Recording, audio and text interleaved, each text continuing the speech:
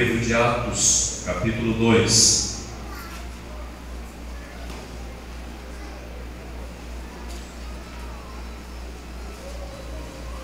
Atos, capítulo 2, começando do verso 1. Podem permanecer sentados como os irmãos estão.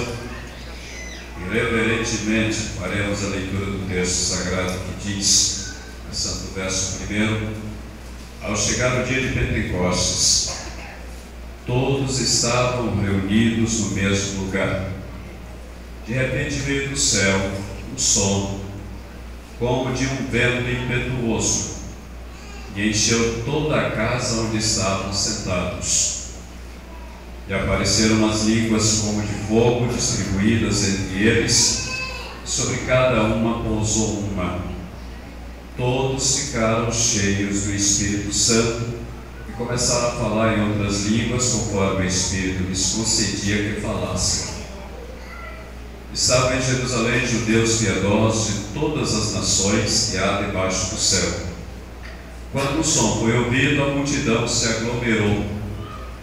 Todos ficaram confusos, pois cada um os ouvia falar na sua própria língua. Perplexos e admirados, diziam uns aos outros: por acaso, esses que estão falando não são todos galileus? Como então cada um de nós os ouve falar em nossa língua materna? Partos, medos e elamitas, habitantes da Mesopotâmia, da Judéia, da Capadócia, do Ponto da Ásia, da Frígia e da Panfilha, do Egito e das regiões da Líbia próximas a Cirene, e romanos aqui residentes, tanto judeus como convertidos ao judaísmo, cretenses e árabes, todos nós nos ouvimos falar das grandezas de Deus em nossa própria língua. E perplexos e pasmos, todos diziam uns aos outros: o que isso quer dizer? Mas outros zombando diziam: eles estão embriagados com vinho. Feche seus olhos. Pai amado, desejamos mais uma vez essa noite ouvir a voz do Senhor. Nós queremos ouvir com os nossos ouvidos físicos, mas queremos ouvir com o nosso coração. Queremos que a Tua palavra encontre lugar em nós, que a nossa mente receptora possa ser dela transmitido para o coração, onde vai ficar guardada a palavra do Senhor, ouvida dessa noite. Fala, pois, a Tua igreja, Senhor, e leva-nos à compreensão daquilo que Tu queres nos ensinar agora.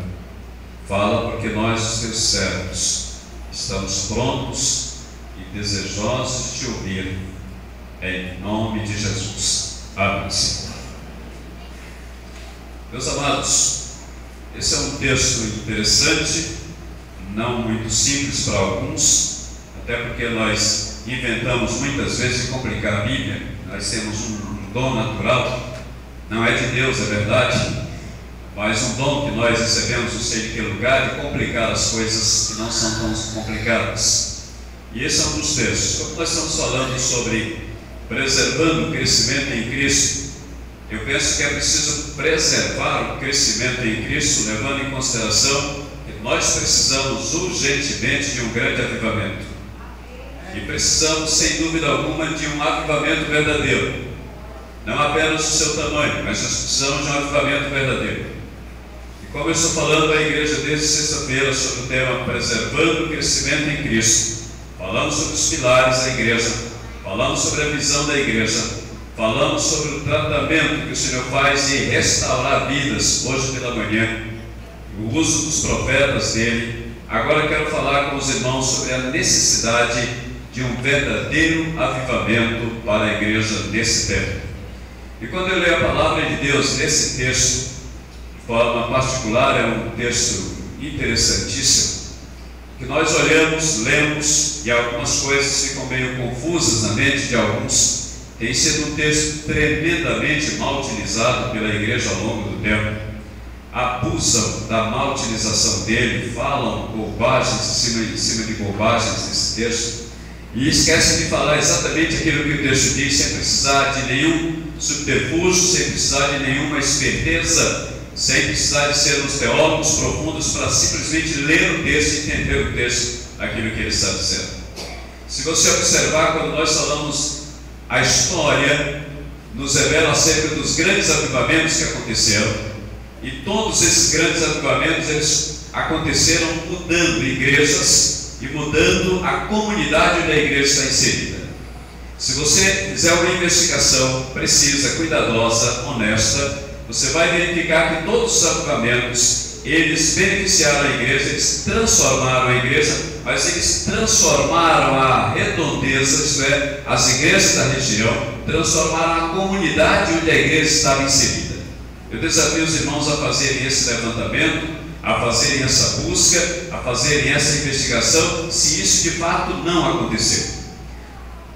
Nós ouvimos todos os dias quase falarem que o Brasil está vivendo um grande avivamento, e eu tenho contestado isso, porque eu não conheço avivamento ainda no Brasil. Historicamente eu tenho visto muitos avivamentos, não que eu tenha vivido eles, mas que eu tenho lido sobre eles. Mas analisando os avivamentos que eu já li sobre eles, analisando os avivamentos bíblicos, eu não vejo o Brasil passando por um avivamento, mas eu vejo o Brasil passando por um evangelicalismo. Eu vejo o Brasil passando por uma síndrome de igrejismo, eu vejo o Brasil passando por uma religiosidade extrema, mas não vejo o Brasil experimentando um avivamento. E eu quero desafiar os irmãos a pensarmos isso nessa noite, a pensarmos acerca do avivamento que pode mudar radicalmente a vida de homens e mulheres, o avivamento que muda a vida da igreja e o avivamento que muda a vida de uma cidade como Teresina.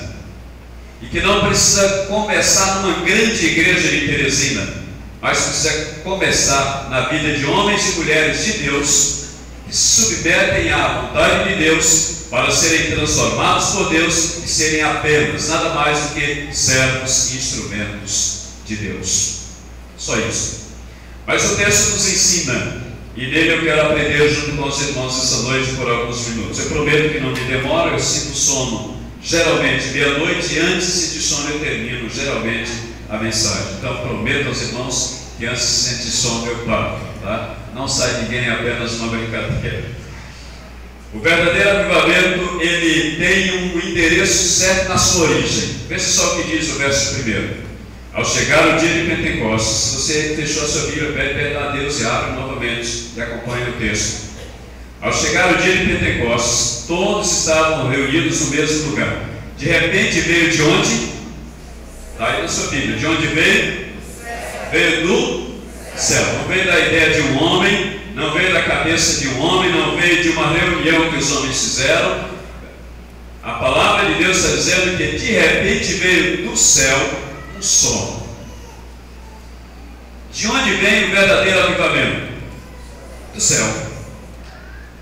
Por isso que eu não concordo que muita coisa que esteja acontecendo no Brasil esteja sendo realmente avivamento, porque está vindo de cabeça de homens, está vindo de reunião de homens, está vindo de mudança teológica, está vindo de estudo filosófico, está vindo de movimentos na igreja, mas não está vindo do céu. E por que eu digo que precisa vir do céu? Porque a palavra de Deus diz que aquilo que aconteceu no dia de Pentecostes veio do céu, não veio de outro lugar.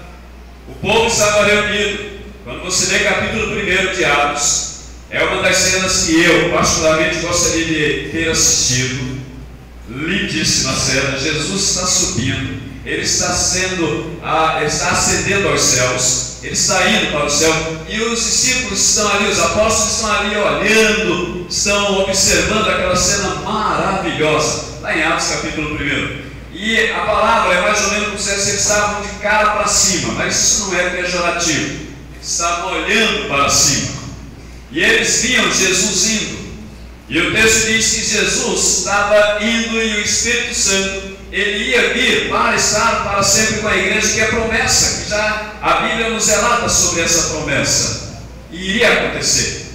E em Atos capítulo 1 diz: vocês não deixem Jerusalém, vocês não saiam de Jerusalém, até que vocês sejam revestidos do poder do Senhor. E agora isso acontece em Atos capítulo 2. Atos capítulo 2 está se cumprindo o que disse o profeta Joel.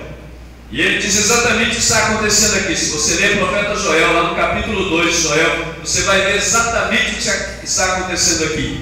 Nunca mais se repetiu isso na história da igreja, em lugar nenhum que eu tenha conhecimento de algum registro que diga que isso aconteceu naquele dia e tenha se repetido outra vez. Então, quando alguém diz, hoje está acontecendo o que aconteceu no dia de Pentecostes, não, nada a ver, isso não se repetiu em nenhum momento da história da igreja que eu particularmente tenha conhecimento. Mas o que acontece é o que o profeta Joel disse que iria acontecer, e agora eles estavam reunidos em Jerusalém, eles estavam adorando, eles estavam num lugar. Imagine que eles estivessem num lugar fechado como nós estamos aqui, uma multidão lá fora, nações várias reunidas ali em Jerusalém, é o que o texto diz. Muitas nações diferentes estavam reunidas, mas tinha um grupo que estava reunido e adorando o Senhor, quando de repente vem do céu um som. E que som extraordinário! Esse som, a Bíblia diz que é um som como de um vento. Tem gente dizendo que veio um som de vento. Não veio som de vento, como de um vento. Um som parecido, não era um vento, não veio vento nenhum, mas o som era o som como de um vento. Eu fico imaginando que as janelas fechadas, de repente uma ventania tremenda aqui em Teresina, e nós ouviríamos um som batendo nessas janelas, esse som desse vento. É mais ou menos isso que a Bíblia diz que estava acontecendo ali naquele dia. E veio do céu esse algo extraordinário, esse acontecimento magnífico, inédito na história da igreja do Senhor. De repente veio do céu um som como de um vento impetuoso e encheu toda a casa onde estavam sentados. Toda a casa foi tomada por esse som, um som diferente, possivelmente um som que a eles causou algum impacto, alguma admiração, algum assombro até. Mas não, na verdade causou algo impressionante em termos espirituais. Moveu o coração daquele povo, mexeu com a vida deles. Alguma coisa diferente em termos espirituais aconteceu com aquele povo reunido naquele lugar, quando eles ouviram esse som que veio do céu. Hoje nós ouvimos muitos sons, mas a maioria deles não vem do céu. Vem de tudo que é lugar, menos do céu. Mas aquele som que veio, ele foi o som que veio do céu. E quando a coisa vem do céu, meus amados irmãos, a coisa é diferente. Quando a coisa vem do céu, é uma coisa boa. Quando a coisa vem do céu, ela mexe com a igreja, ela incendeia a igreja do Senhor no aspecto espiritual e faz uma igreja transformada. Mas a segunda coisa que nós aprendemos nesse texto, que o verdadeiro avivamento é para a igreja toda. Não é para um grupo da igreja. Quando o avivamento chega na igreja, o som que vem do céu, o avivamento que vem do céu, quando ele chega na igreja, ele envolve a igreja toda. Pastor, igreja, pastor, ninguém sabe onde o negócio começa, mas ele incendeia a igreja e leva toda a igreja a experimentar esse avivamento. E é exatamente uma das razões porque eu questiono que nós não estamos ainda experimentando o avivamento que precisamos, que nós temos irmãos que tem uma vida espiritual extraordinária, mas não conseguimos ainda contagiar a igreja do Senhor, porque quem contagia não somos nós, não temos deixado o Espírito Santo contagiar. E alguns irmãos, por mais que lutem, têm pastores sobrecarregados, cansados de carregar a igreja nas costas. Ele está lutando